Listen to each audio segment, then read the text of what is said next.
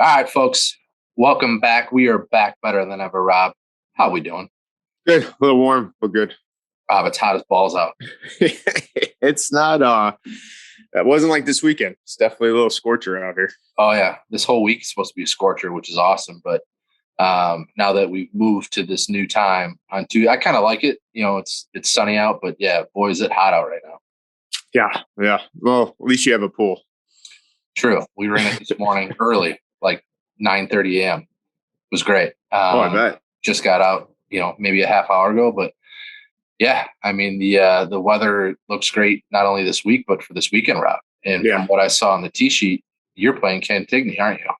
Yeah, excited getting the round in. Looking forward to playing that course.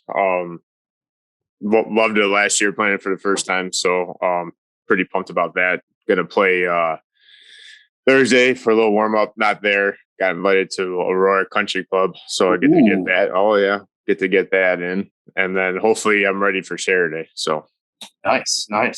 How about you when you're playing Kankakee? Friday. I'm playing Mistwood tomorrow, though. Oh, are you? Yeah. Wow, out by me, huh? Or maybe more past me. You know the 40-man tournament that I play in every year? Yeah. The Invitational. Sad news. This year is the 20th, so it's a huge deal. Unfortunately, with the new schedule, days off, I couldn't make it. Mm-hmm. But day 2 is at Mistwood, so a lot of guys are going out tomorrow to play a practice. Oh, awesome! Yeah. So we got a good group, Sweens and the Best Brothers. So nice. Yeah, there'll be some action. What time are you going out for that? We're tee off at like 3:30. Oh, so it's going to be a nice little evening. And I didn't even put it together. It just, Gonna get that golden hour. Yeah, right. And then Friday, I'm playing the Elks on the last day, which is fine because the weather is supposed to be great. Yeah. Speaking about the Elks, man, Timmy, huh? Holy crap! Knock on wood that the weather's fine. Yes. Timmy shooting the 500. Oh yeah, what a round! Yeah, Timmy went absolute ham.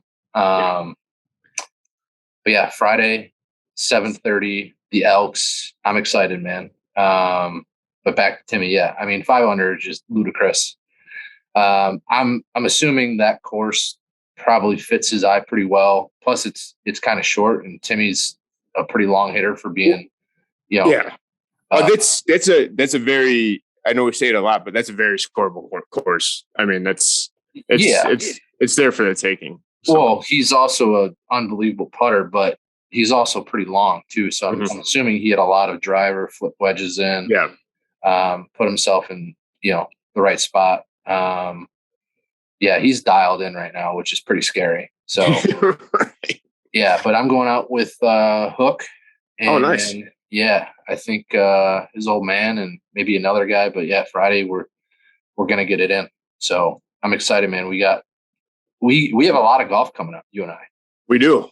I feel young again. I feel like pre-kid, even though it's not the case, but I feel like I'm getting a lot more golf in like I used to prior to that. We're both playing twice this week. And then of course, next week we're heading out to Lasonia. Yeah. Which is going to be insane. We will probably dive real deep into that, especially with side bets, and we'll get some action going on next week's podcast. But did you catch, well, this is a dumb question. I know you caught the Open. Yeah. What were your thoughts? I'm sorry, say that again. What were your thoughts? Oh, man. It was awesome waking up, watching it. I did wake up, I think, like 4 both days to start watching it. But it was really good. Sunday was awesome. Saturday, the only thing that sucks, the downfalls of coffee golf, morning golf, is that Saturday I got a little sidetracked. I tried to do a little carpentry by myself with replacing some of the stuff on the deck, and I got sidetracked. Took longer than I wanted, so I was going back between the deck and the TV in the garage trying to catch back and forth, and I saw Rory's sick round. I saw Cam kind of mess up, and I thought Cam was out of it. And then watching Sunday, I watched the majority of it Sunday. It was like, holy shit, Yeah, I don't know where to start. So let's start here. Thursday, Thursday, Friday, didn't catch a ton of it, to be honest. Yeah. Maybe an hour each day, if that. Really nothing Thursday. I caught about 5 hours worth on Saturday, and then I watched the whole thing Sunday. Yeah. The golf literally couldn't have been any better. I think, for what it was, the 150th Open. I think it played out, just as good as it possibly could. Sure. Now, I still have kind of the same feeling about that course. Like, so let's talk about the pace of play. First of all, 6 hour, 6.5 hour round. What, Thursday, Friday? Like, yeah, that's not good. It's bananas. Yeah. Did I think the course was kind of tricked up, and especially pins on like Saturday, man, were kind of like, it was kind of tricked up. Yeah, I mean, the thing that I thought was crazy was like the wind obviously plays a big factor, right? So like it was interesting to see some of the holes where like the wind was against versus, what Saturday on 18, they were hitting irons off the tee. Right. And then, yesterday they had to hit, or not yesterday, Sunday they had to hit drivers off the tee. It's just, in the pin locations. Yeah. I mean, to watch some of those Cam Smith's putts, like with greens and everything like that, how they were humped and, oh man, but yeah, the pace of play sucked, but the overall, I enjoyed it. Like I thought, I kind of like to see like the stingers, like Tiger, how Tiger was doing. I did feel bad for him because like I was kind of hoping he made the cut. I knew he wasn't going to be there Sunday, but I was really hoping he made the cut. But after that, his second shot on hole on Thursday, I was like, oh crap, type deal thing. So yeah, it is unfortunate to kind of see him play the way he did, but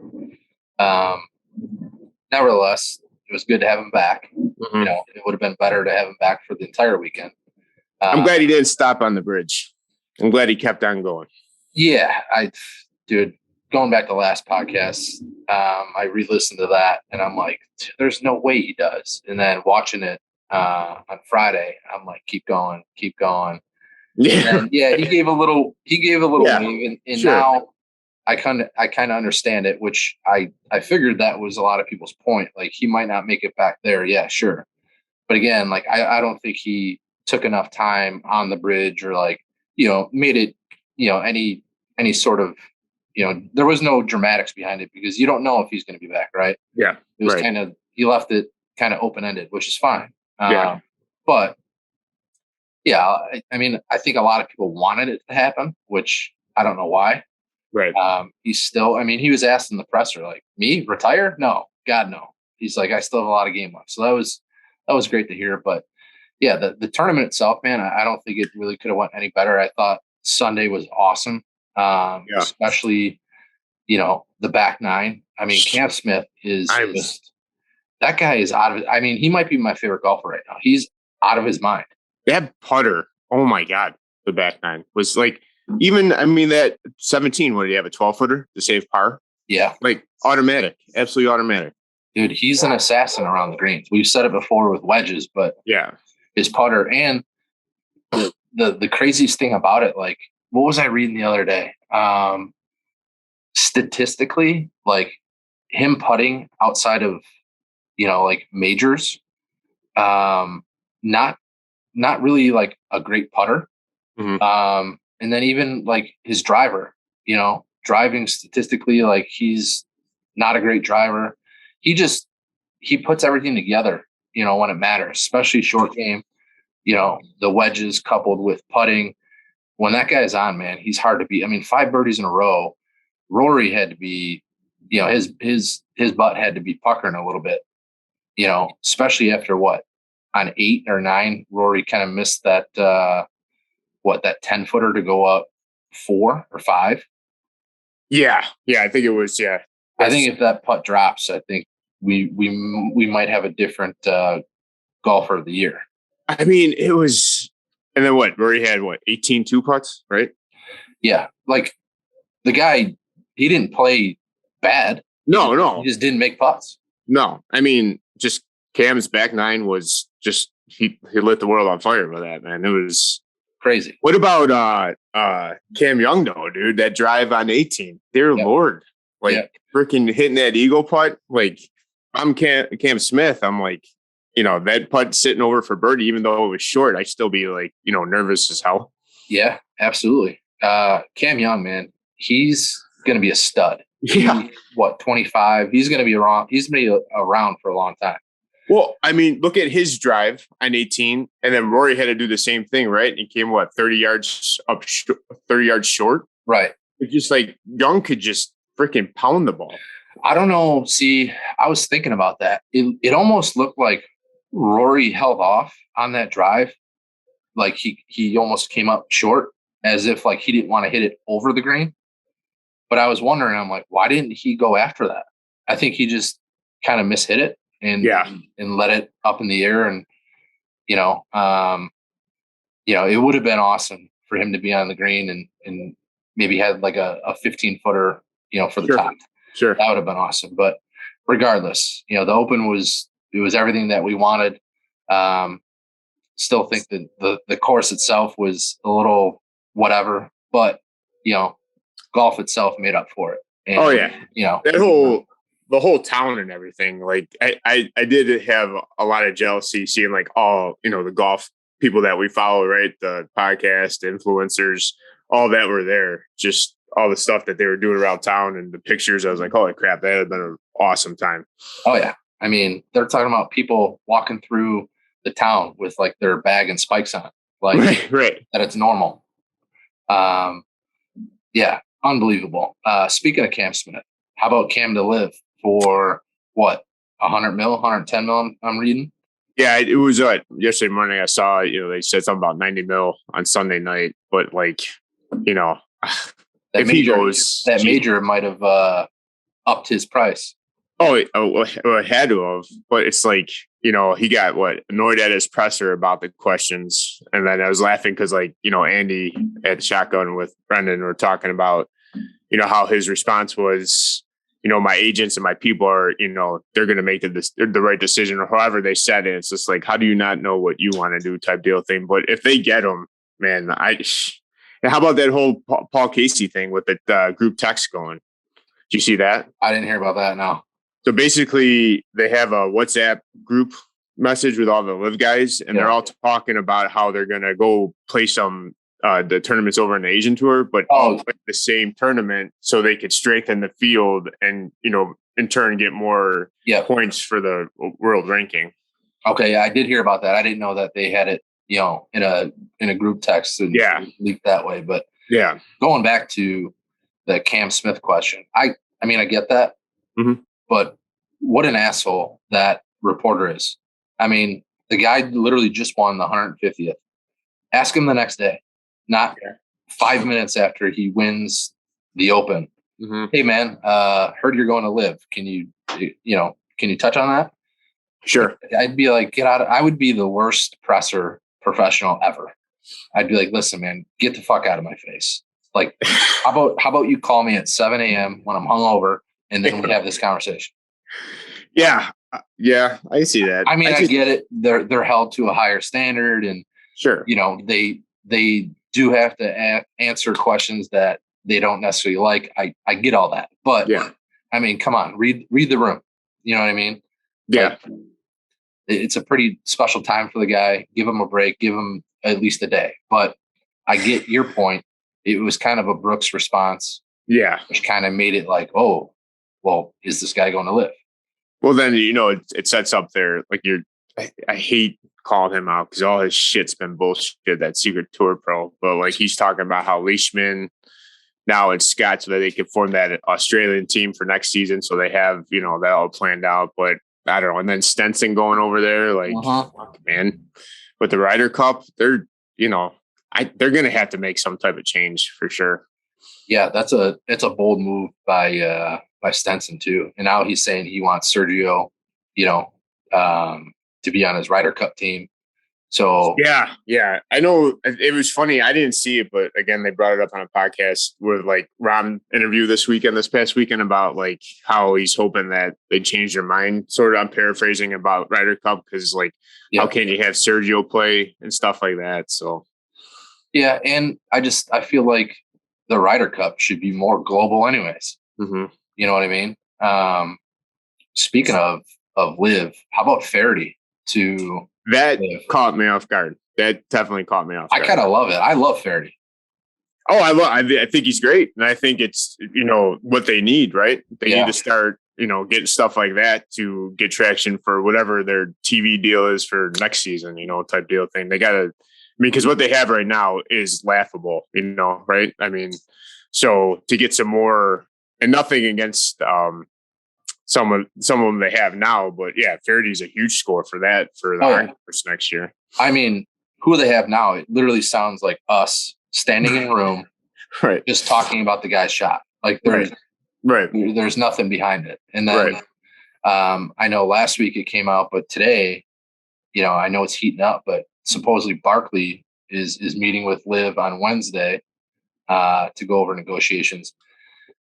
I don't know how I feel about that. I mean, I could see him kind of, maybe for like guest appearances, but I don't want to listen to Barkley weekly on golf. Like, yeah, I don't know. I see, like, and I'll plug somebody else, but like Andy's Fried Egg podcast. If you guys haven't listened to it 2 weeks ago, they like broke down the Portland event, right? Because one of the workers from Fried Egg, I think it's Garrett, I think his name is, he went to he lives in Portland, and he went to the event. And he described everything that went on there, like the concert theme, the games for the kids, the feel they're trying to experience for the people, the viewers there, not just on TV, right? Yeah. So I kind of see why they would go after someone colorful like Barkley, right? On that side of the aspect of it. But yeah, I agree with you too.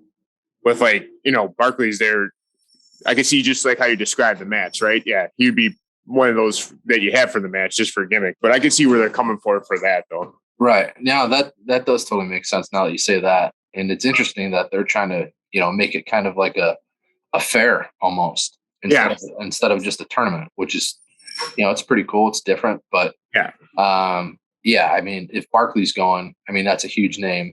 I'm assuming it's going to be a ton of money. Yeah. Especially to pull him off TNT, which is, I'm almost positive like the number one, sports night show there is. Yeah. So another huge grab. Liv is making some moves. Another move they're making. Did you hear? AT&T is rumored to be their first sponsor, followed by Adidas. Adidas is probably going to come in and be the apparel sponsor. Yeah. I did not see any of that. Yeah. AT&T rumored to be, listen to this number, $1 billion per foursome. Wait, what? $1 billion per foursome. Come on. Swear to God. That's the number I read. They're supposed to be the first ones coming in. I can see Adidas because you got Sergio, you got DJ, you got all those guys that are wow, 18. I did not see any of that. I mean, my question to you is then, I haven't seen any more about a TV deal, right? Have you? No. So it's just like all this happening. Like, where is it going to be for next season? Like, what's it going to be on? I can't see it still being on YouTube. Well, I think with all these moves that are making now, so you get sponsors like AT&T, Adidas, then, somebody comes up and picks you up. But to your point, no, I haven't seen anything. And who knows? Maybe Apple TV, maybe it stays on YouTube TV. I don't know. I mean, that's all stuff that I'm sure they're chasing right now. So I just keep on laughing about it because the sheer fact of the reason is they want to play less events, be with their family more. But yet, if they're suing the tour to get back to be playing on the PGA Tour, and they have a 15 tournament minimum requirement, then you're essentially playing your 30 tournaments that you've played in the previous years. Now you're just getting your money for it, right? Yeah, I don't know. See, I think they're trying to throw that out the door, though, by having live events count towards their schedule. I think they only want to go back to the PGA Tour just to play in, the two other majors that aren't sanctioned by, the USGA. But, I mean, to your point, it would make no sense for them to go play more events on the PGA Tour. I don't know. I mean, everything right now with the sanctions and the lawsuits, it's kind of confusing. and where everything stands. But nonetheless, the Live is making moves. They're getting guys. They're getting players. I mean, when we talked about this 3 months ago, did Yeah. you think? I didn't think it would be this far ahead. No, I did not. No, not at all. I mean, yeah, it will be interesting to see what happens after the FedEx this year's over. See who jumps over. This is true. I think a lot of guys are probably holding out. Yeah, to get their paid now and then. Yeah, for sure. I mean, that too, but just to see kind of what comes of it. You'd kind of rather be the 20th guy to go instead of the first. Yeah, I just, the other thing though too, I think the more guys that come over, the less signing bonuses or whatever you want to call it. They're gonna. It's not going to be as lucrative, right? I think it's going to be a little diluted a little bit once more people jump over. Right. Going back to the Elks there, Rob, we had our first ace in a while. I know. I saw that. That was great. Yeah, at the Kankakee Elks, Brent Mancuso, probably butchered that, but Mancuso, he holed out on number 12. He's going to be joining the pod next week. Yeah, to talk about that hole-in-one. I believe it's his first, and that was his first hole-in-one. I believe so. Yes. That's awesome. We heard about it via Slack. Somebody shared it in there on the Southside Tour channel. So I can't wait to dive into that and question him about if he had to buy drinks afterwards or what. Oh yeah, or shoes. Yeah, or shoes. Yeah. The Kankakee Elks GM did reach out to me and let me know about it, which I thought was pretty cool. Oh, that's pretty cool. That's a nice little short part 3. Yeah. So can't wait for that next week. But Rob, we're going to dive right in to the Boogie with T 3M picks. All right. What do you like this week? To be honest with you, it was kind of funny. You see everybody's tweets going like, how can you go from the old course to TPC type deal thing? It's like, I don't even know who's playing. I just still caught up on this past weekend. I'd have to agree with you. I kind of like this course that they're going to though, in Minnesota. Yes. Yep. I don't really know much of the field either. Yeah. But I mean, just looking at T's picks, I'm kind of thrown for a loop here, but we'll jump right in. Okay. T's long shot, 250-1, Norlander. Hodges, 150-1.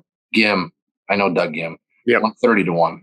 Svesson, 45-1. And T's favorite, Gotterup, 45-1. And you could book it with T. Have you ever heard of Gotterup? He's not the guy from Australia that won last year, was it? I have no idea. Never heard of him. But like looking at Norlander, that whole thing sucked for him last week.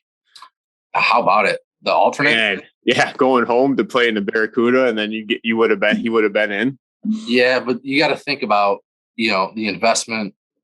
I'm assuming money's probably not an issue, but more so, I guess, the time, to fly over there and then be like, yeah, man. I mean, the chances of that happening were probably very, very slim. I'm assuming that's why he didn't go.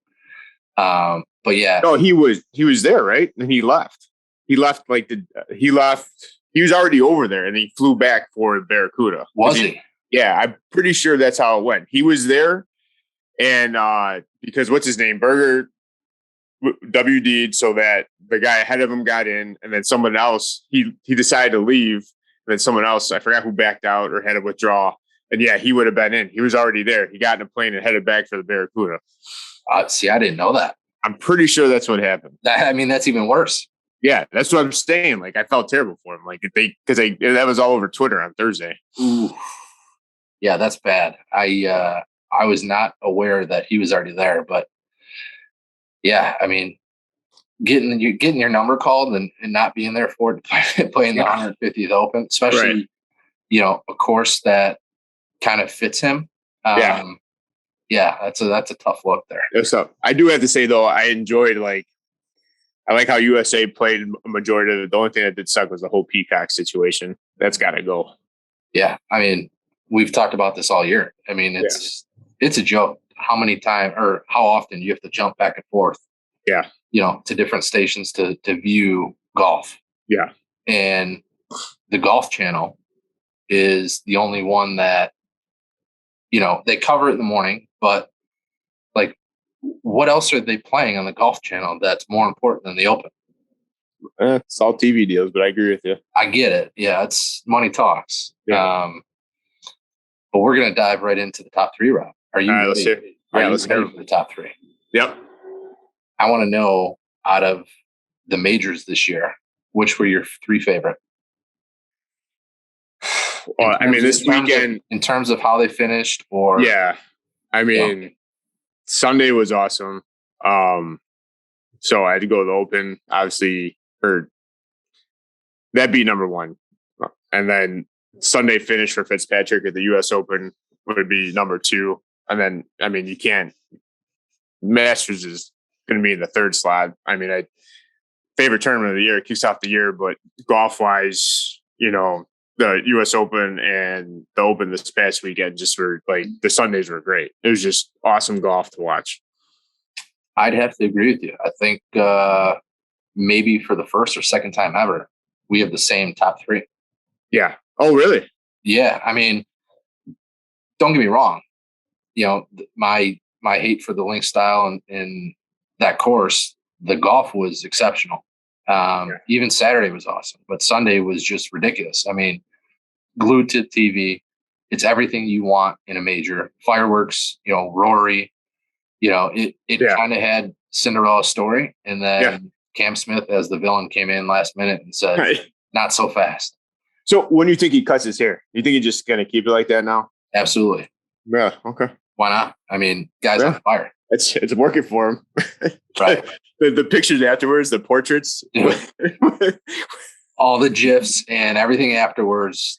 Joe Dirt. A lot of Joe Dirts, a lot of John Daly's. They're hilarious. And then I thought it was hilarious that he, actually responded to the question about how many beers fit in the trophy. While he was in the airport, looked hungover. And then did you see the picture of him putting the trophy in the overhead?